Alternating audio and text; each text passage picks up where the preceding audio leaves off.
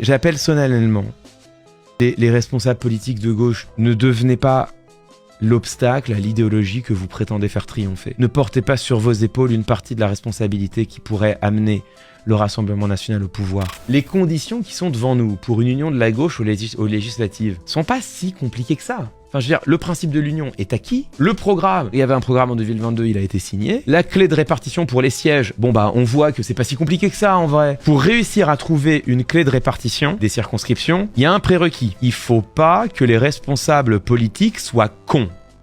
Les petits calculs de boutiquier, c'est pas moi qui a commencé. Oui, mais il y a 6 mois, j'ai fait un bon score. Oui, mais aujourd'hui, c'est moi qui est premier. Il va falloir, s'il vous plaît, juste essayer de pas être con. Je m'adresse solennellement à l'ensemble des responsables insoumis, écologistes, socialistes, communistes. Je parle en mon nom propre. Il est possible que quelques électeurs, électrices se retrouvent derrière mes propos. On s'en fout de vous. Votre devenir politique n'a strictement aucune espèce de conséquence pour la nation française et la politique française. Que certaines personnes braves, de bonne volonté, qui ont travaillé, qui méritent d'être élues, ne le soient pas au profit d'autres, on s'en fiche.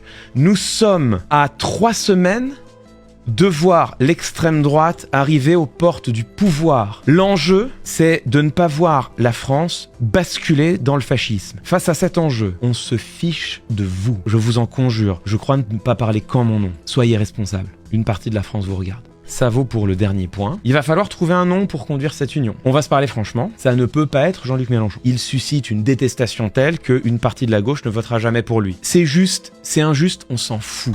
Le devenir personnel de Jean-Luc Mélenchon ne compte pas plus que celui d'un autre. C'est pas fini. Raphaël Glucksmann, ça ne peut pas être lui. Pour les mêmes raisons. Il faut trouver un nom, n'importe lequel. On s'en fout. C'est pas la question. Et là, j'ai commencé à voir certains dire « Ne vous laissez pas avoir à l'union de la gauche, c'est juste une manière d'en finir avec le mélenchonisme. » Alors les amis, là il s'agirait tout simplement de révéler si vous êtes hypocrite ou si vous êtes sincère. Et je parle pas de la France insoumise, je parle des mélenchonistes. Ça fait 10 ans que vous nous cassez les pieds avec « C'est pas Mélenchon, c'est le programme !» Démontrez si vous êtes sincère ou pas. Il ne pourra pas faire l'union de la gauche. Donc si vraiment ce qui compte, c'est pas Mélenchon, mais c'est le programme, qu'il s'en aille. Soutenez le programme de la NUPES et celui ou celle qui sera en mesure de rassembler derrière le programme de la NUPES. Soyez cohérents avec ce que vous dites depuis des années. Ou alors avouez que vous êtes juste des fans d'un homme, parce qu'il parle bien, parce que c'est un tribun, et c'est vrai qu'il l'est.